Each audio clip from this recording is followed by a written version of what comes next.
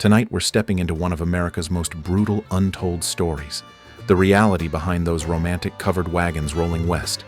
You've seen the movies, happy families singing around campfires, children skipping through meadows while pristine wagons glide peacefully across golden prairies.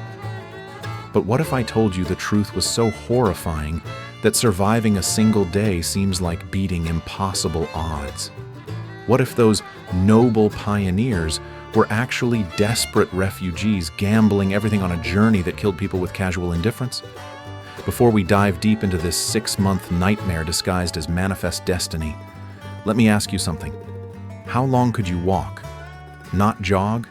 Not hike with modern gear? Just walk every day for half a year? Because that's exactly what these families did, and by the time we're finished exploring these shocking realities, you'll understand why this migration was less Little House on the prairie and more a continental death march with livestock. Here's what makes tonight's journey even more disturbing. We're not just talking about individual hardships. We're uncovering a systematic breakdown of everything Hollywood taught you about frontier life. From the economics of survival to the truth about native encounters, from the reality of transportation to the shocking statistics about who actually made it alive. So dim the lights and prepare for revelations that will forever change how you think about American expansion. Because the real story isn't about conquering the frontier. It's about how the frontier conquered them. The mathematics of misery. Let's start with the foundation of all frontier suffering: time. When families decided to head west, they weren't planning a road trip. They were committing to what amounted to a 6-month prison sentence in a moving wooden torture device. The brutal mathematics were simple and unforgiving. On the absolute best days, flat terrain, perfect weather, no breakdowns, healthy animals, a covered wagon might cover 20 miles. 20 miles. To put that in perspective, you could jog that distance in 2 hours today. But for pioneer families, 20 miles represented an entire day of back-breaking labor, assuming everything went perfectly. More often, wagon trains averaged between 8 and 12 miles per day. Rough terrain could reduce that to a crawling 3 or 4 miles. Bad weather might stop them entirely for days. The straight-line distance from Independence, Missouri to Oregon City was about 2,000 miles, but the actual trails wound around obstacles, through mountain passes and along river valleys, adding hundreds of additional miles. But here's the twist that breaks every romantic notion. The journey's length wasn't the worst part. The worst part was what they traveled in. Your transportation was actually a torture device. The covered wagon deserves special attention because it represents perhaps the greatest gap between Hollywood romance and historical reality. In movies, these wagons look cozy and inviting. In reality, they were mobile torture chambers that would violate every safety standard ever conceived. The most common prairie schooner measured roughly 4 feet wide by 10 feet long. Imagine a queen-size mattress. Now picture living on it with your entire family for 6 months, along with all your worldly possessions. The walls were rough wooden planks, the floor was bare wood, and the roof was canvas stretched over curved ribs. But here's what destroys every romantic image. These wagons had absolutely no suspension system. None. Zero. The wheels were solid wood, the axles were rigid, and every bump, rock, and rut transmitted directly into the wagon bed with full force. Passengers weren't transported. They were violently shaken, hour after hour, day after day. Trail accounts describe it as sitting in a wooden box while someone with a grudge shakes it as hard as they can. The constant jarring caused wagon sickness, motion sickness on dry land. People became nauseous, disoriented, and physically ill just from the ride itself. The canvas cover provided minimal protection. When it rained, water seeped through constantly. When hot, the interior became an oven. During dust storms, particles penetrated every crack, coating everything with grit that got into eyes, noses, mouths, and lungs. Perhaps most shocking, families almost never slept inside their wagons. The interior was completely packed with supplies necessary for survival. There was literally no room for people. Instead, families slept on the ground beside their wagons every night for 6 months. No tents, no sleeping bags, just blankets on bare earth, exposed to rain, snow, wind, insects, snakes, and predators. And here's the kicker that will make you question everything. The wagons were so uncomfortable that most people chose to walk beside them rather than ride inside. Think about that. The transportation was so awful that walking 2,000 miles seemed preferable. This fact completely destroys Hollywood's image of families riding comfortably across the plains. Almost everyone walked. Not some of the time, not just healthy adults. Everyone, for the entire 2,000-mile journey. The primary reason was weight. Oxen were already straining to pull wagons loaded with 2,000 pounds of supplies. Adding passenger weight could literally kill the animals, and dead animals meant dead families. But even when space allowed riding, most chose to walk because the wagons were unbearably uncomfortable. The constant bouncing made riding a form of torture. Walking was exhausting, but at least it didn't leave you bruised and sick.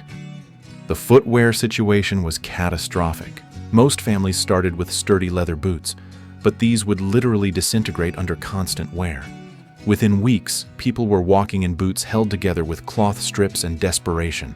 Many switched to moccasins when boots failed, but these provided minimal protection. Others walked barefoot, leaving trails of bloody footprints on sharp stones. Children as young as 5 were expected to walk long distances every day.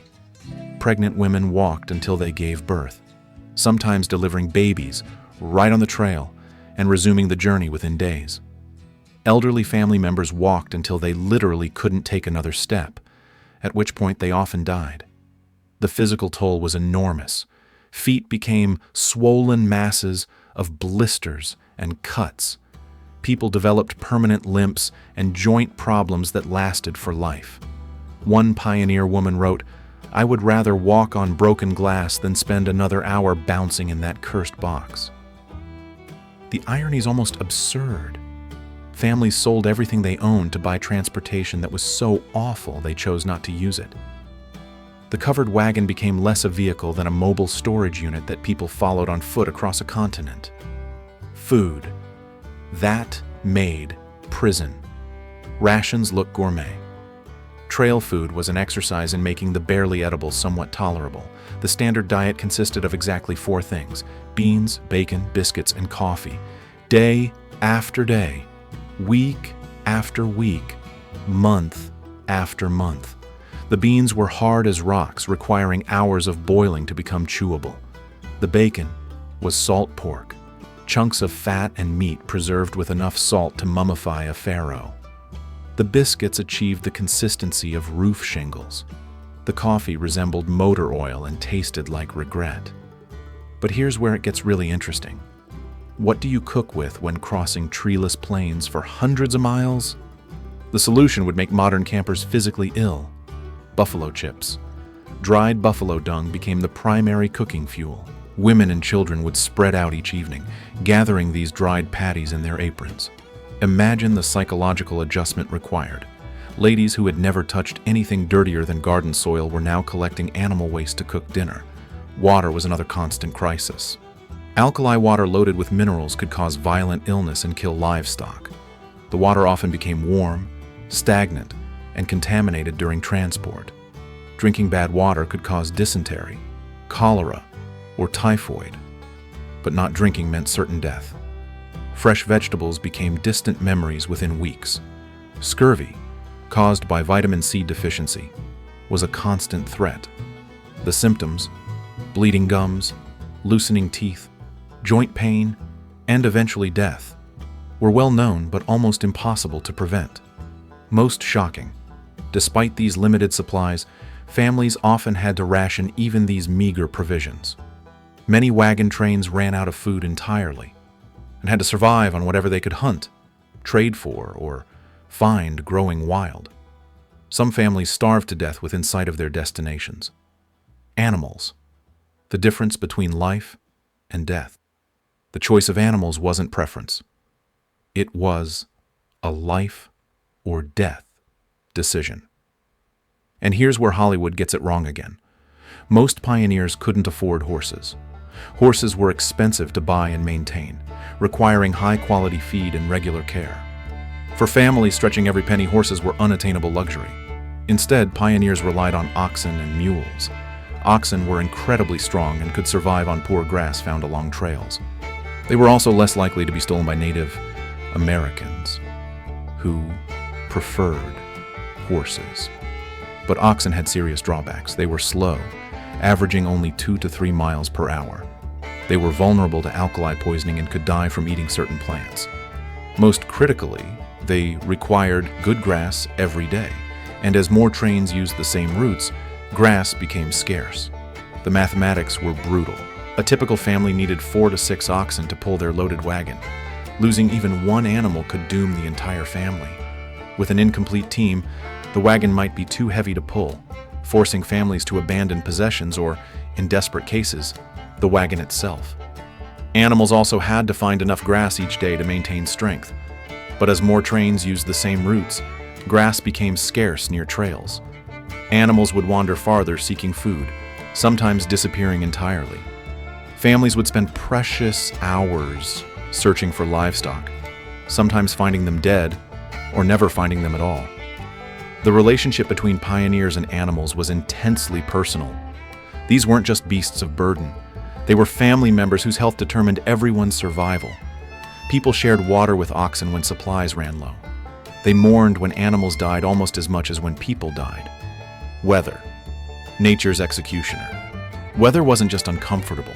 It was a relentless killer that could destroy entire wagon trains without warning. Modern people, accustomed to accurate forecasting and climate control, can barely comprehend how helpless pioneers were against nature's violence. Prairie thunderstorms combined multiple deadly threats. Lightning could strike people, animals, or wagons, starting fires that consumed everything. Hail the size of chicken eggs could injure people and shred wagon covers. Torrential rain could turn gentle streams into raging torrents that swept away wagons and families. But perhaps most feared were prairie fires. In landscapes of dried grass stretching for hundreds of miles, a single lightning strike could start blazes that moved faster than horses could run. Families had only minutes to escape, often abandoning wagons and running for rivers or rocky areas where fire couldn't follow. Winter travel was essentially a death sentence. Blizzards could trap trains for days or weeks, burying them under snow while temperatures dropped far below zero. Families huddled in wagons, burning furniture to stay warm, watching food supplies dwindle while livestock froze outside. Summer brought its own horrors. In alkali country, intense heat and mineral-laden dust created conditions that challenged human survival. The dust got into everything: food, water, lungs. Metal objects became too hot to touch. Water barrels cracked, and people suffered heat stroke while walking. Wind was constant torment. On open plains, wind never stopped blowing, carrying dust and debris that scoured exposed skin and made breathing difficult. The constant wind noise was psychologically exhausting, making communication difficult and fraying already stretched nerves.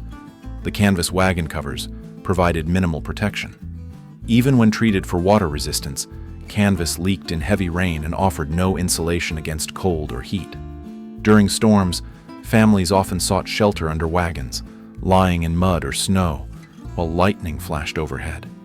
Perhaps most demoralizing was unpredictability. Families might endure perfect weather for weeks, then face storms that undid all progress. Weather delays weren't just inconvenient. They could mean the difference between reaching destinations before winter or being trapped in mountain passes where entire trains disappeared under snow. Your wagon would break down, guaranteed. Wagon breakdowns weren't possible. They were absolute certainties. The combination of rough terrain, heavy loads, and constant use meant every wagon would suffer serious failure at least once, usually multiple times. Wooden wheels were particularly vulnerable. In dry climates, wood would shrink, causing iron rims to fall off. Spokes would crack under stress, and entire wheels would collapse without warning. When this happened hundreds of miles from settlement, families became their own mechanics, blacksmiths, and engineers. Axles were another weak point. These critical components had to support full wagon weight while absorbing constant shock. When an axle snapped, the wagon became completely immobile. Families had to unload everything, tip the wagon on its side, and attempt repairs using whatever materials they had. Harsh conditions meant well-built wagons gradually disintegrated. Metal fittings rusted and broke. Wooden joints loosened and failed. Canvas covers tore and rotted. Leather harnesses cracked and snapped. Every component was under constant stress. The pressure to fix problems quickly was enormous. A broken wagon meant the entire train had to stop, and wagon masters were reluctant to wait long. Families who couldn't fix wagons quickly faced being abandoned by the train, left alone in wilderness with no protection. Improvisation became art. Broken wheels were repaired with hide strips wrapped around cracked spokes. Axles were splinted with tree branches and bound with rope. Wagon beds were patched with clothing or canvas. Every family became expert at making something work, even if it wouldn't last long. Some breakdowns were so severe that families had to abandon wagons entirely. Trail accounts describe families loading essential possessions onto remaining animals and walking the rest of the way. The trail was littered with abandoned wagons, their owners having faced the choice between continuing on foot or dying where they sat. River crossings. Aquatic Russian roulette. If there was one aspect that killed more families than any other single cause, it was river crossings. The major western rivers, the Platte, Snake, Columbia, were beautiful, essential, and absolutely deadly obstacles that demanded payment in lives. Rivers presented an impossible dilemma. Families needed water to survive, but getting it required crossing bodies of water that could kill them. The crossing options were all bad. Wade across and risk drowning when currents swept you away. Use a ferry if one existed and risk mechanical failure while paying precious money. Or attempt to waterproof your wagon and float it across like a makeshift boat. Ferry options, when available, were expensive and dangerous. These ferries were often rickety affairs built by entrepreneurs who charged whatever desperate families could afford. They consisted of log platforms held together with rope and faith, powered by muscle or unreliable winch systems. Ferry operators had no safety regulations and little accountability. If your family drowned, there was no legal recourse. Most families couldn't afford ferry fees and had to attempt crossings themselves. This involved sealing the wagon bed with tar and canvas, turning it into a crude boat. The oxen would be unhitched and forced to swim across separately, often panicking in current and drowning. Meanwhile, the wagon would be pushed into water and guided across by men walking alongside in current. The failure rate was horrific.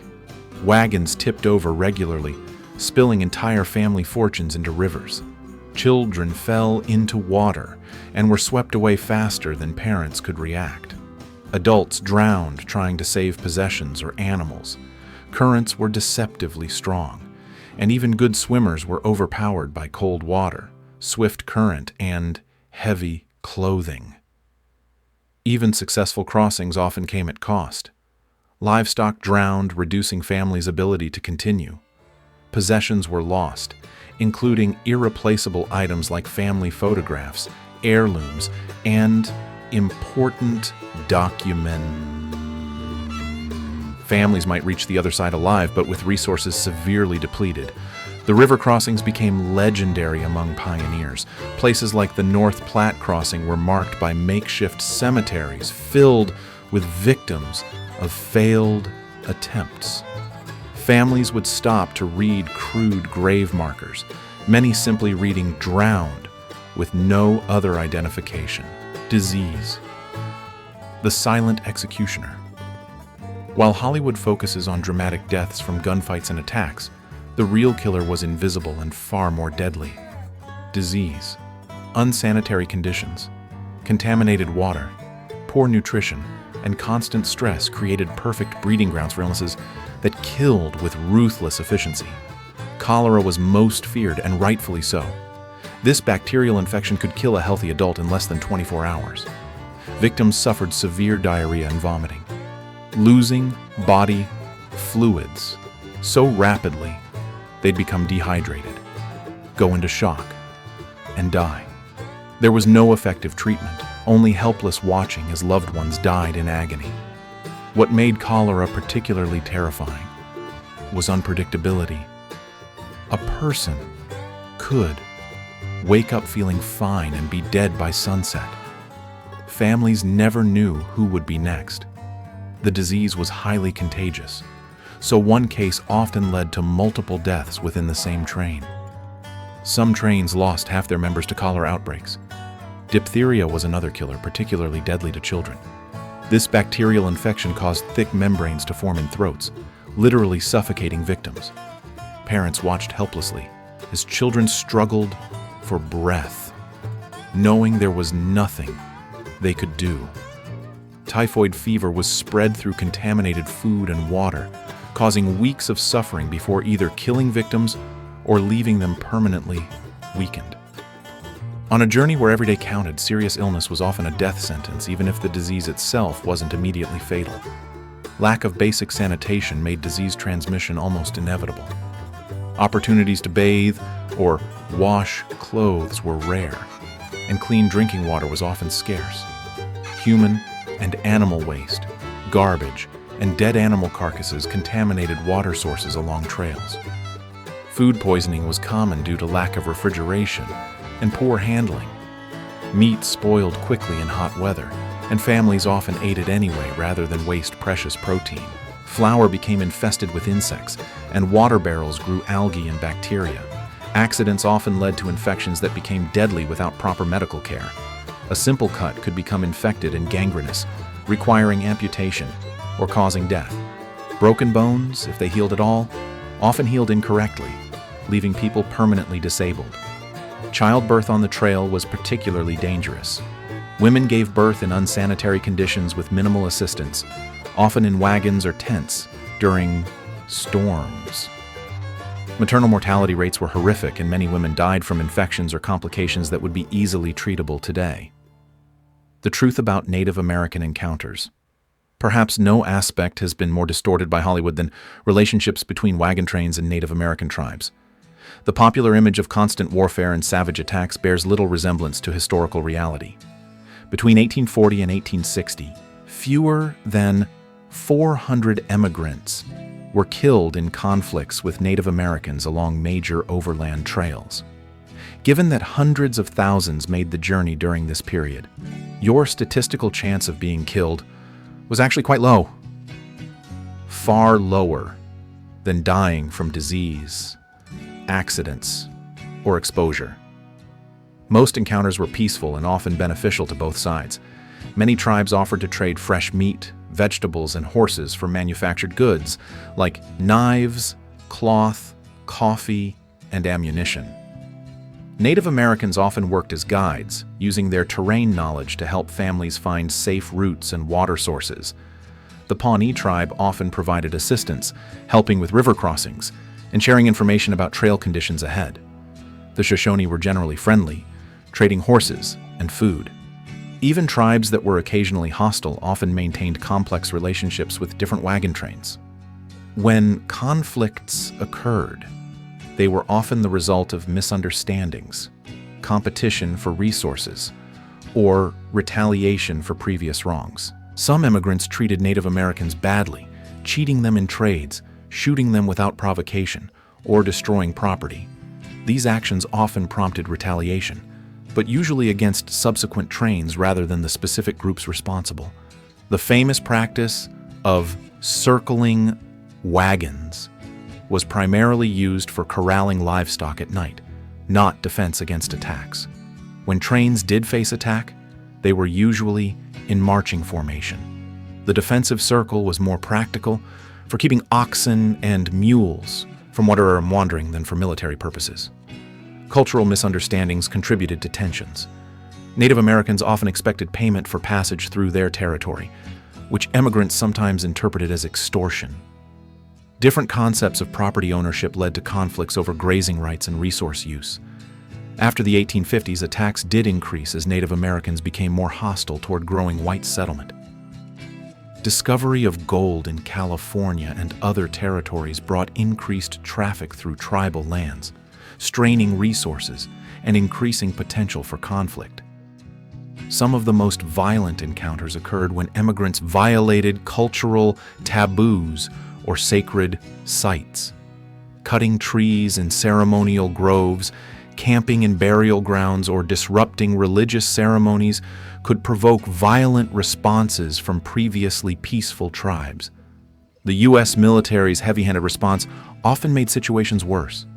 Punitive expeditions against entire tribes for actions of small groups created cycles of retaliation that endangered innocent travelers.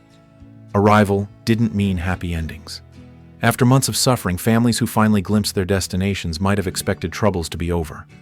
Unfortunately, arrival often marked the beginning of new hardships rather than the end of old ones. Starvation was common among arriving families.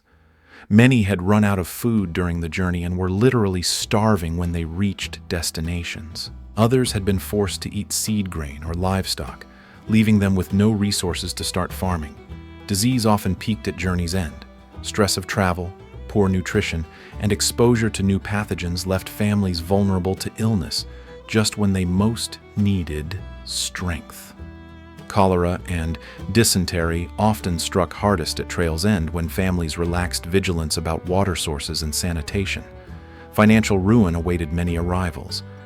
Families had often spent every penny on the journey itself, arriving with no money to buy land, tools, or supplies. Some had been forced to sell wagons and animals along the trail just to buy food. They reached destinations as destitute refugees rather than hopeful settlers. The Promised Land often looked very different from expectations. Oregon Territory was largely wilderness. California was mostly empty except around gold mining areas, and other destinations offered few civilized amenities families had left behind. Many arrivals found themselves facing years of backbreaking work just to create basic shelter and sustenance. Weather continued threatening even after arrival. Families who reached destinations in late fall often faced winter without adequate shelter, food, or supplies. Some froze to death within sight of their goals, too weak or unprepared to survive their first frontier winter. Psychological toll was enormous. Families had often lost members during the journey, children who died of disease, adults who drowned at river crossings, elderly relatives who couldn't survive hardships. Survivors often arrived traumatized and grieving, hardly in condition to start new lives. Fortunately, earlier settlers often organized relief efforts to help new arrivals. Established communities would send supply trains to meet incoming wagon trains, providing food, medicine, and temporary shelter. These efforts saved countless lives and helped new arrivals get established. The economics of desperation. The financial aspects reveal a complex web of exploitation and economic calculation that Hollywood rarely addresses. The journey west wasn't just physically demanding, it was financially ruinous for most families who attempted it. The initial investment required was staggering by 19th century standards. A typical family needed between $600 and $1,500 for their outfit, equivalent to $15,000 to $40,000 in today's money. This included the wagon, around $85, oxen, $25 each for 4 to 6 animals, plus hundreds of pounds of flour, bacon, coffee, and other supplies. Most families had to sell everything they owned to finance the journey. Farms that had been in families for generations were sold for whatever buyers would pay. Furniture, tools, household goods, everything went to raise money for the trail outfit. Families literally bet their entire life's accumulation on reaching their destination alive. Unscrupulous merchants at jumping-off points like Independence and St. Joseph made fortunes selling supplies to emigrants at inflated prices. These merchants knew families had little choice but to pay whatever was asked. A barrel of flour that cost $3 in eastern cities might sell for $15 in frontier supply towns. Exploitation continued along the trail. Trading posts and ferry operators charged whatever they thought families could afford. A river crossing that cost $5 in good weather might cost $50 during flood season. Desperate families paid these prices because the alternative was often death. Some entrepreneurs followed wagon trains, buying abandoned goods for pennies and reselling them to later immigrants. The trail became a vast second-hand market where one family's discarded possessions became another's survival necessities. Many families arrived at destinations bankrupt, having spent every penny just to survive the journey. They faced the prospect of starting new lives with no money, no equipment, and often no skills appropriate for frontier conditions. Women faced unique hells. The Frontier Trail presented special hardships for women that were rarely acknowledged in official accounts written by men. Women's experiences differed dramatically from men's, and their voices were often overlooked in early historical records.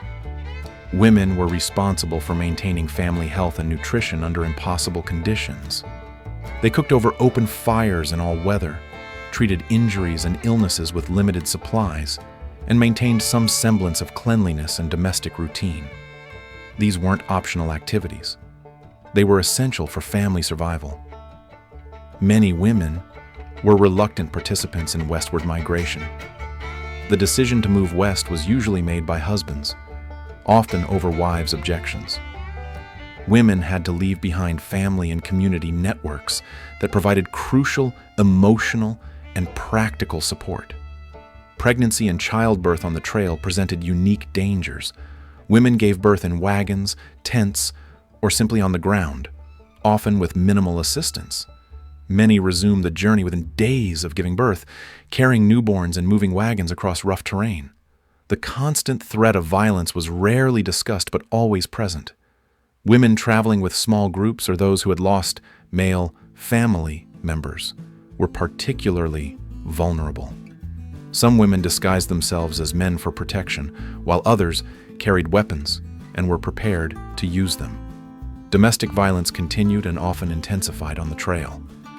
Stress of the journey, financial pressures, and lack of privacy created conditions that enabled abuse. Women had no legal recourse and nowhere to flee, making them trapped in dangerous situations with no escape. Clothing presented particular challenges.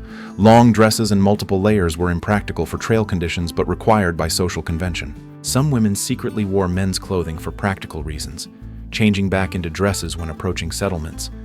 Isolation was particularly hard on women, who were often accustomed to close female friendships and community support networks. Some women went months without speaking to another woman, creating intense loneliness and depression. At the same time, trail experience gave some women opportunities they wouldn't have had in settled communities. The demands of survival sometimes broke down traditional gender roles, allowing women to demonstrate competence in areas normally reserved for men. Children lived in a world of casual death. Children's experiences on the overland trail shaped their worldview in ways that would be considered traumatic by modern standards.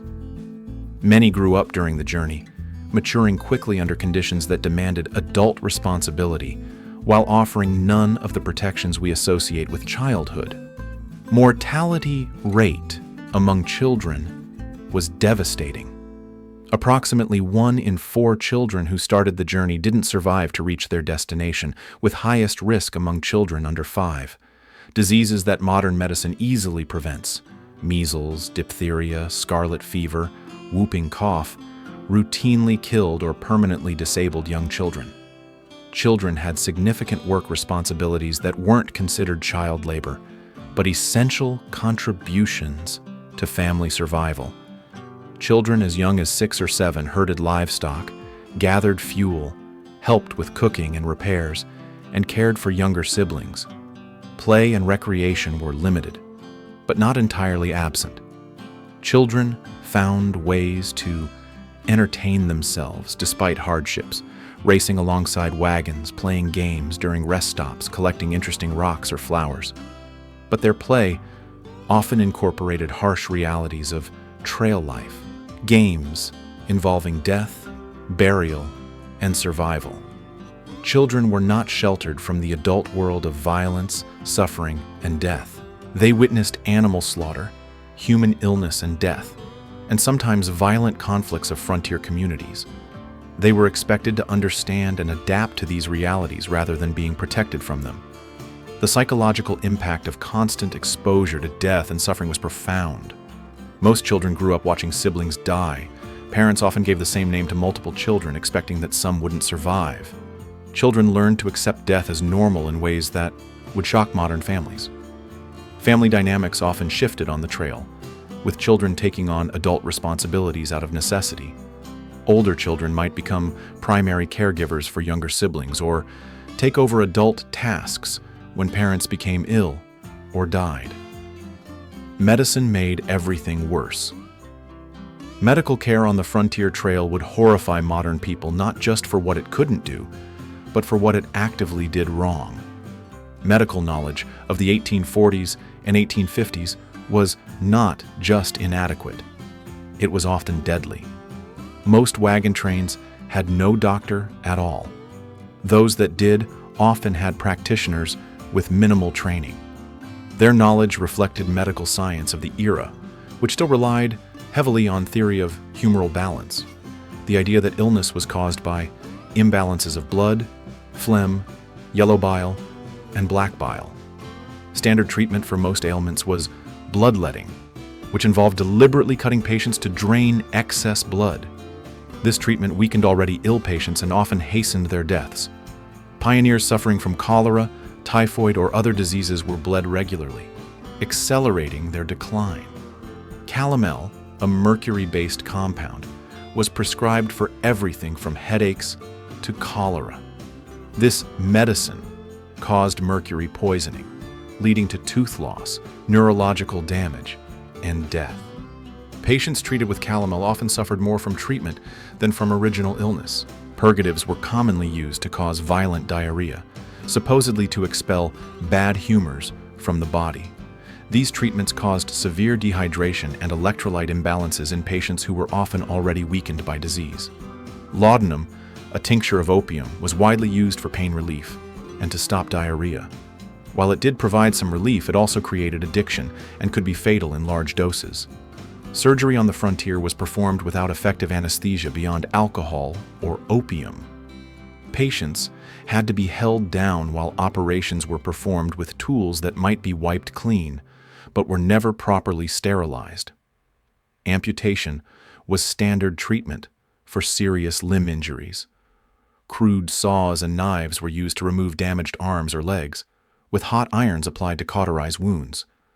Many patients died from shock, blood loss, or subsequent infection.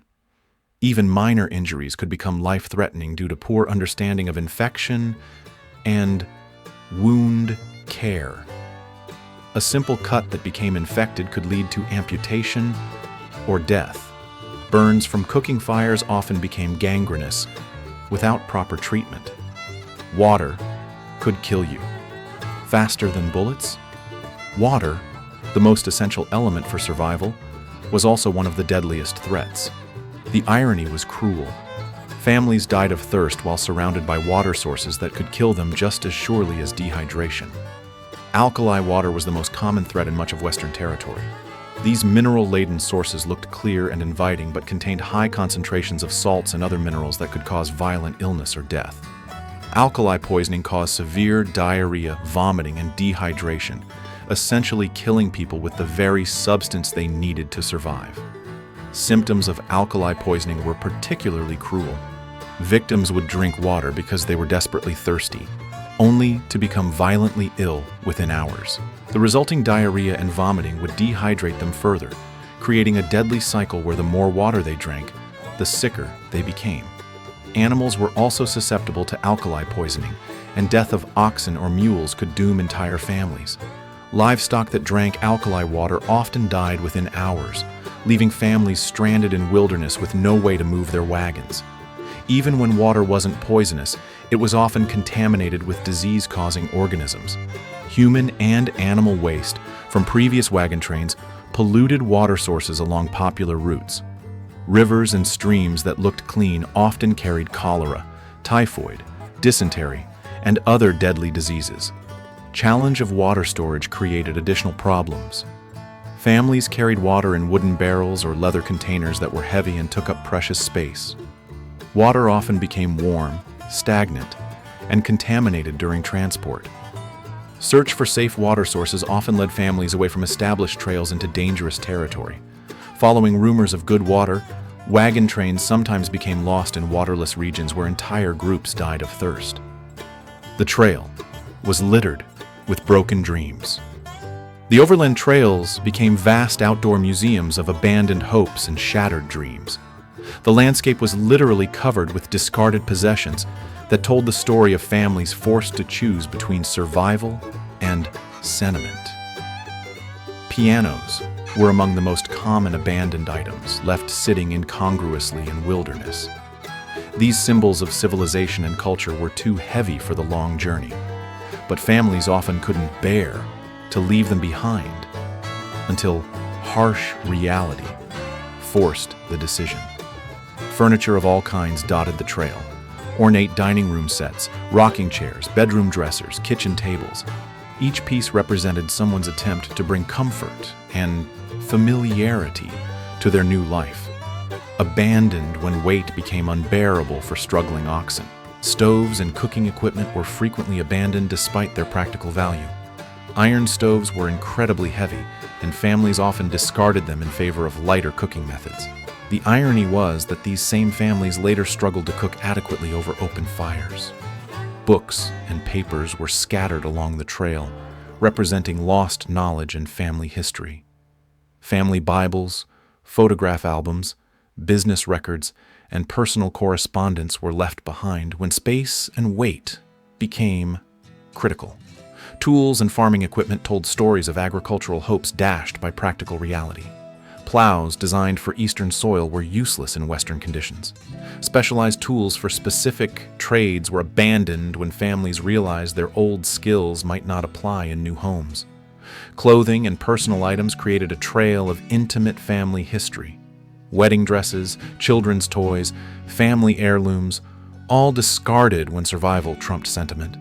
Some families tried to salvage fabric from abandoned clothing to repair other items, but much was simply left to rot. Emotional cost of these abandonments was enormous. Families had to decide which memories to keep and which to leave behind. Children watched their toys disappear, women saw household treasures abandoned, and men gave up tools that represented their professional identities. Law and order were non-existent. The frontier trail existed in a legal vacuum where traditional concepts of law and order simply didn't apply. Families found themselves in a world where justice was informal, punishment was immediate, and survival often required abandoning civilized principles. Wagon trains developed their own legal systems out of necessity. Before departure, groups would elect wagon masters and establish rules for behavior, work assignments, and dispute resolution. These informal governments had life and death power over their members, with authority to expel troublemakers, essentially a death sentence in wilderness. Theft was a capital offense in wagon train justice. Stealing food, water, or equipment could mean the difference between life and death for the victim, so thieves faced severe punishment. Flogging was common, exile was frequent, and hanging was not unknown for serious theft cases. Disputes over water rights, grazing areas, and camping spots sometimes led to violence between different wagon trains. With no formal legal system to resolve conflicts, disagreements could escalate quickly to gunfights or other violence. Women had virtually no legal protection on the trail. Domestic violence and abandonment were common, but there was no legal recourse available. Women who lost their male protectors often found themselves completely vulnerable to exploitation and abuse. Debts and contracts made before departure often became meaningless on the trail. Families who had agreed to pay for passage or services sometimes found themselves unable to honor commitments. Creditors had no legal means of enforcement, except violence or threat of abandonment. Vigilante justice was common when formal authority was absent. Groups of travelers would band together to punish perceived wrongdoers, often with little regard for evidence or due process. The environmental destruction was staggering. The westward migration caused environmental damage on a scale that would shock modern conservationists. The frontier mentality viewed nature primarily as a resource to be exploited rather than preserved, leading to ecological destruction that permanently altered western landscapes. Buffalo herds, once numbering an estimated 30–60 million animals, were systematically destroyed during the migration period. While some buffalo were killed for food by travelers, the majority were slaughtered for commercial purposes or as part of deliberate government policy to deprive Plains Indians of their primary resource.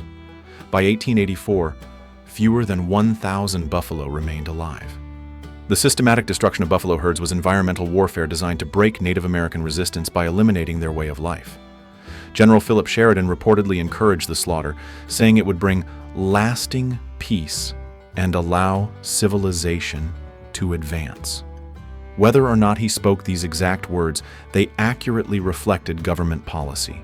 Timber resources were depleted rapidly along major trails. Trees that had grown for centuries were cut down for wagon repairs, fuel, and construction materials. River valleys that had been forested for millennia were stripped bare within decades of heavy wagon train traffic. Grasslands were overgrazed by enormous herds of livestock accompanying wagon trains. Native prairie grasses that had sustained wildlife for thousands of years couldn't recover from intensive grazing pressure.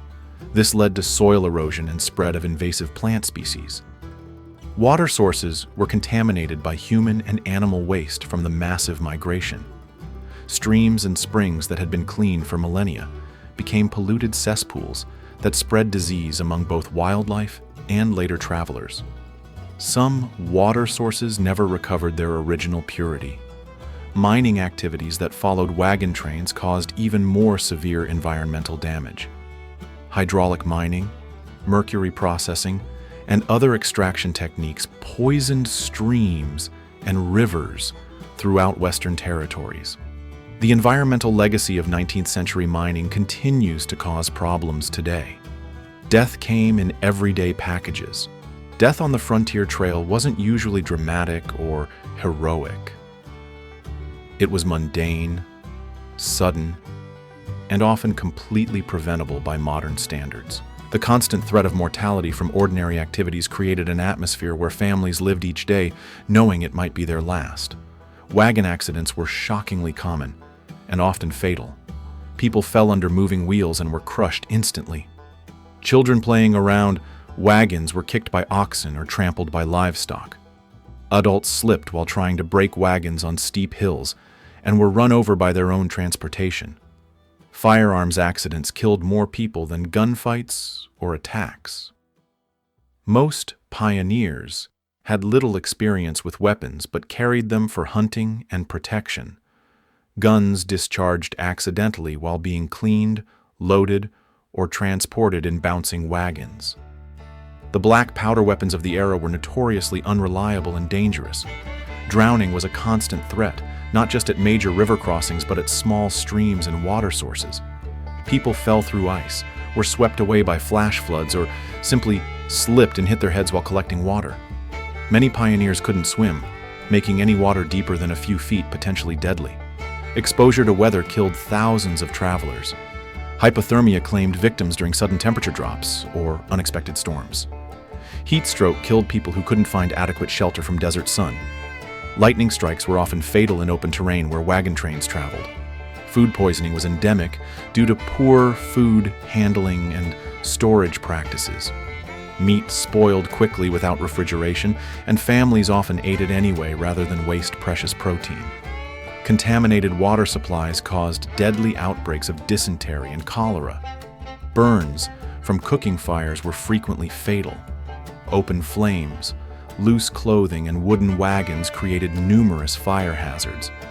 People died from burns that would be easily treatable today, either from initial injury or subsequent infections. Animal attacks claimed many lives. Bears, wolves, and mountain lions occasionally attacked humans, but domestic animals were equally dangerous. Oxen and mules could kick with enough force to shatter skulls. Horses bit and trampled people who got too close or handled them improperly. Falls from wagons or cliffs were often fatal. The rough terrain and constant fatigue led to many accidents where people simply lost their footing. Without safety equipment or medical care, even minor falls could result in death from internal injuries or infection.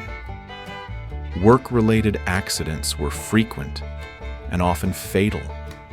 People were crushed by falling trees while gathering firewood, killed in mining accidents while searching for water, or injured by tools and equipment that malfunctioned. The randomness of death was perhaps its most terrifying aspect. A healthy person could wake up feeling fine and be dead by evening from any number of causes. Families never knew who would be next or what form death would take. The psychological toll broke many minds. The mental health impact of frontier travel was devastating in ways that wouldn't be understood for another century. The combination of constant stress, repeated trauma, social isolation, and physical hardship created psychological conditions that broke even strong personalities. Prairie madness was a recognized condition among frontier travelers, characterized by severe depression, anxiety, and sometimes violent behavior.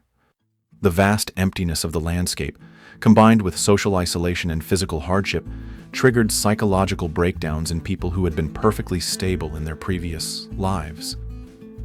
Constant exposure to death and suffering created what we would now recognize as post-traumatic stress disorder.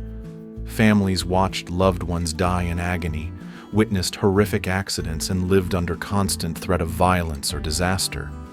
These traumatic experiences accumulated over months of travel, overwhelming normal coping mechanisms. Social isolation was particularly hard on women, who were often separated from female friends and family networks for the first time in their lives.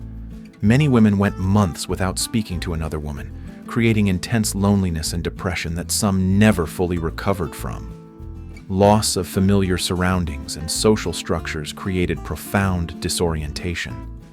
People who had lived their entire lives in established communities suddenly found themselves in a world without familiar landmarks, social institutions, or cultural reference points. Children developed psychological problems from exposure to violence, death, and constant insecurity. Many frontier children grew up with anxiety disorders, behavioral problems, and difficulty forming healthy relationships. The trauma of losing siblings or parents during the journey affected their development in lasting ways. Responsibility for life and death decisions wore down many wagon train leaders and family heads. The constant pressure of making choices that could determine whether people lived or died created enormous psychological stress that often led to breakdowns or erratic behavior. Guilt and survivor's remorse affected many families who lost members during the journey. Parents blamed themselves for children's deaths, survivors questioned why they had lived when others died, and family members carried guilt about decisions made during desperate circumstances. Sleep deprivation was chronic among trail travelers, contributing to psychological problems. The combination of physical discomfort, anxiety about safety, and disrupted sleep patterns created a state of constant exhaustion that affected mental functioning and emotional stability. The hidden diversity popular culture portrays the westward migration as a story of white Protestant families, but the reality was far more diverse and complex. The wagon trains included people from many different ethnic, religious, and social backgrounds, creating a multicultural frontier that bears little resemblance to Hollywood's version. Irish immigrants made up significant portions of many wagon trains, fleeing poverty and discrimination in eastern cities. They brought different cultural traditions, religious practices, and survival skills that sometimes created tensions, but also contributed to trail communities. German immigrants traveled west in large numbers, often maintaining their language and cultural practices during the journey. They frequently traveled in groups with their countrymen, creating German-speaking wagon trains that operated according to European social customs rather than American frontier traditions. Free black families participated in the westward migration despite facing legal restrictions and social discrimination. Their experiences were often more difficult than those of white families, as they faced additional challenges in obtaining supplies, finding acceptance in wagon train communities, and establishing themselves in new territories. Chinese immigrants, though more commonly associated with railroad construction, also traveled overland routes to reach western mining areas. They faced severe discrimination and were often excluded from wagon train communities, forcing them to travel in separate groups with limited resources and protection. Mexican families who had become U.S. citizens through territorial acquisition also participated in westward migration, but their experiences were complicated by questions of citizenship, land rights, and cultural identity. They often faced discrimination from Anglo settlers while struggling to maintain their own cultural traditions. Native Americans sometimes joined wagon trains as guides, interpreters, or traders, creating complex cultural interactions that challenged simple categories of us versus them. These relationships were often mutually beneficial, but also created tensions within both communities. Religious diversity was significant among wagon train participants. While Protestant denominations were most common, Catholic families, Jewish immigrants, and members of various Christian sects all participated in westward migration. Religious differences sometimes created conflicts, but also provided different perspectives on survival and community building. The technology of primitive survival. The tools and techniques available to frontier travelers were crude by modern standards, often creating more problems than they solved. Every piece of technology they relied on was prone to failure, and when it failed, the consequences could be fatal. Wagons were essentially wooden boxes on wheels with no safety features whatsoever. They had no brakes beyond wooden blocks that could be jammed against wheels, no steering mechanisms beyond hoping oxen would follow voice commands, and no suspension to absorb constant jolting over rough terrain. The compass was often the only navigation tool available, and it was frequently unreliable due to magnetic anomalies in mineral-rich western territories. Many wagon trains became salty when their compasses pointed in wrong directions, leading them into waterless deserts or impassable terrain. Firearms were dangerous to their users almost as often as to their targets. Black powder weapons were notoriously unreliable, prone to misfiring, exploding, or failing to fire when needed. Loading them required precise measurements of powder that were difficult to achieve under trail conditions. Medical instruments were primitive and often made conditions worse rather than better. Surgical tools were crude, rarely clean, and required enormous physical strength to use. Amputations were performed with carpenter's saws, and dental extractions used pliers designed for other purposes. Cooking equipment was basic and dangerous. Open fires created constant burn hazards. Iron pots became scorching hot and could cause severe injuries. And food preparation required handling sharp knives and heavy equipment under unstable conditions. Water purification methods were non-existent. Families had no way to make contaminated water safe to drink beyond boiling it, which required fuel that was often scarce. Most people simply hoped the water they found was clean and suffered the consequences if it wasn't. Preservation techniques for food were unreliable and often ineffective. Salt, curing, smoking, and drying could prevent spoilage but didn't eliminate all dangerous bacteria. Families regularly ate partially spoiled food because they had no alternatives. The economic web of exploitation. The frontier economy was a system designed to extract maximum profit from desperate families with limited options. Every aspect of the westward journey created opportunities for exploitation by unscrupulous individuals who preyed on emigrants' desperation and inexperience. Supply merchants at jumping-off points operated virtual monopolies on essential goods. They charged whatever prices the market would bear, knowing families had little choice but to pay. A barrel of flour that cost $3 in St. Louis might sell for $15 in Independence. Price manipulation was common and deliberate. Merchants would spread rumors about shortages or dangers ahead to drive up demand for their goods. They would also coordinate with competitors to maintain artificially high prices, ensuring that all suppliers profited from emigrant desperation. Quality control was non-existent for trail supplies. Merchants sold defective equipment, spoiled food, and inferior animals to families who had no way to test quality before departure. Wagons fell apart within weeks, food spoiled quickly, and animals died from pre-existing health problems. Credit systems along the trail were predatory and exploitative. Families who ran out of money were charged exorbitant interest rates for essential supplies. Some ferry operators and trading posts accepted IOUs that families spent years paying off, often at rates that exceeded 100% annually. Guide services ranged from competent to criminally negligent. Some guides deliberately led wagon trains astray to extend the journey and increase their fees. Others abandoned their charges in dangerous territory when better opportunities arose, leaving families stranded without experienced leadership. The secondary market in abandoned goods created opportunities for systematic exploitation. Entrepreneurs followed wagon trains, collecting abandoned items and reselling them to later immigrants at enormous markups. Items that families had been forced to discard for free were sold to others for premium prices. Ferry operators charged different rates based on their assessment of families' ability to pay. Wealthy families might pay standard rates, while desperate families were charged everything they had.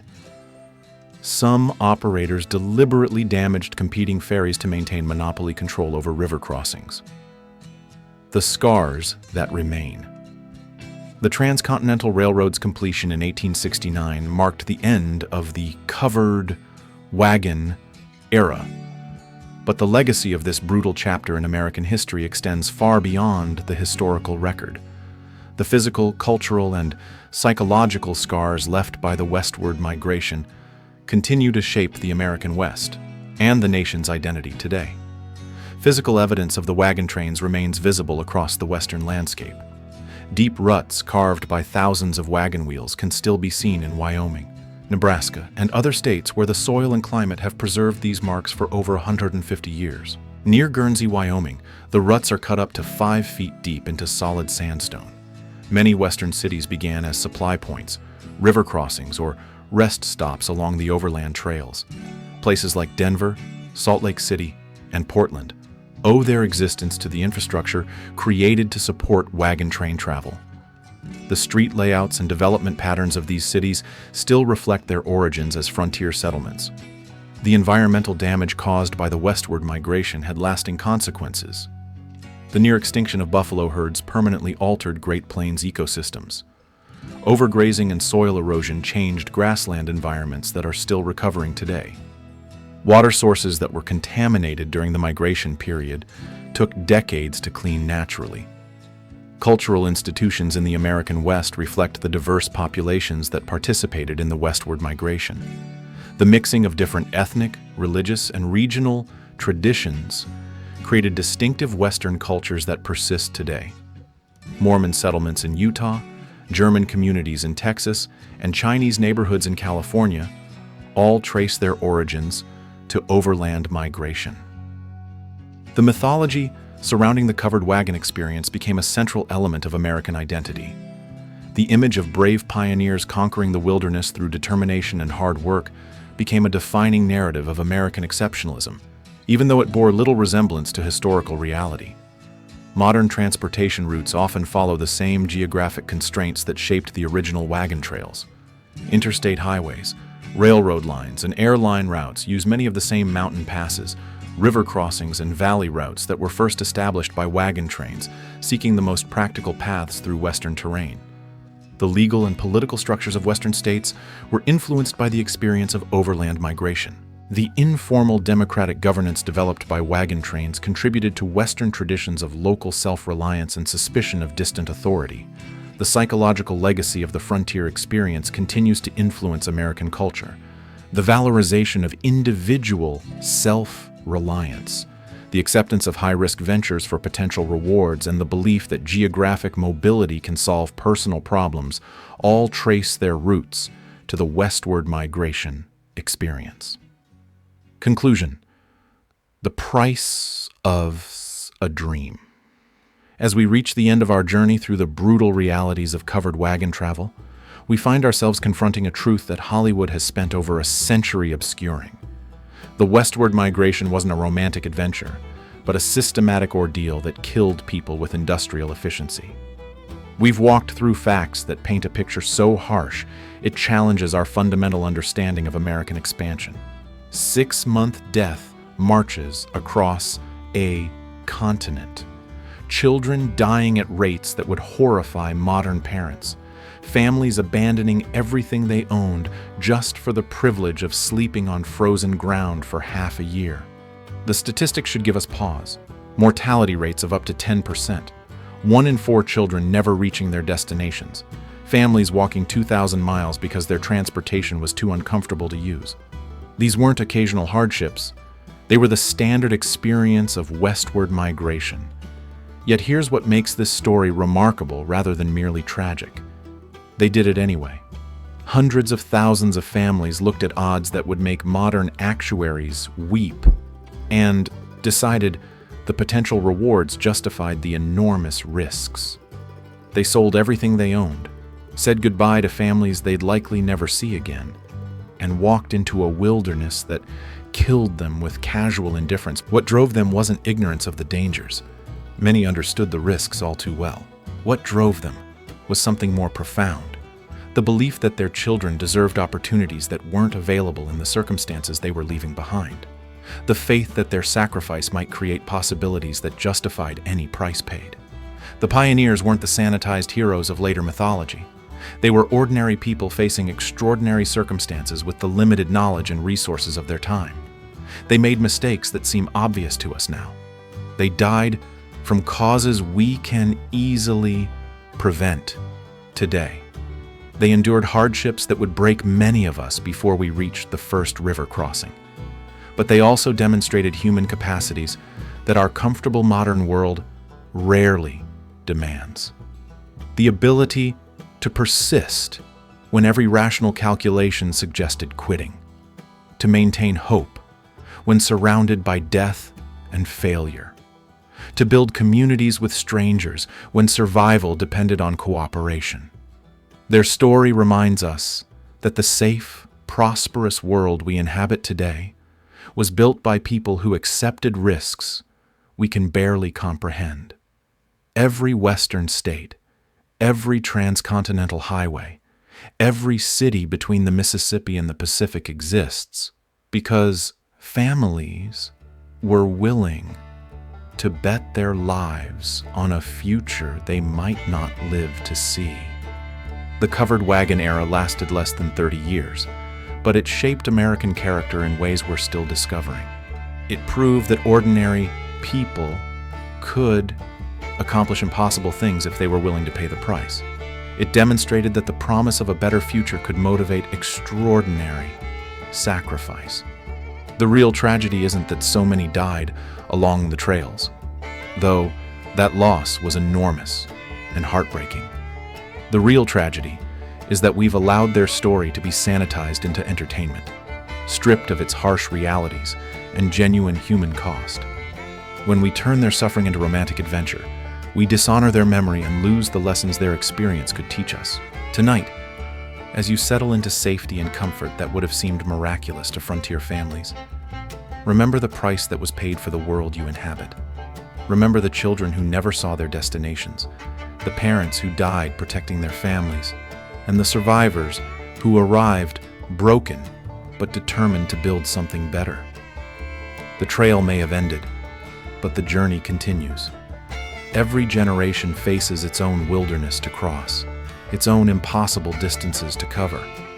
The pioneers' real gift to us isn't the territory they claimed, but the proof they provided that such distances can be crossed, one bloody, determined step at a time. Sleep well, knowing that their sacrifice bought us the privilege of safety. And perhaps, in your dreams, you'll hear the creak of wooden wheels, the lowing of oxen, and the voices of families singing together as they walk toward an uncertain but hopeful future, carrying nothing but determination and the unshakable belief that tomorrow could be better than today. The real Wild West wasn't won by gunfighters or conquered by heroes. It was crossed by families who understood that some dreams are worth dying for, and that sometimes, if you're willing to pay the price, you might just live to see them come true.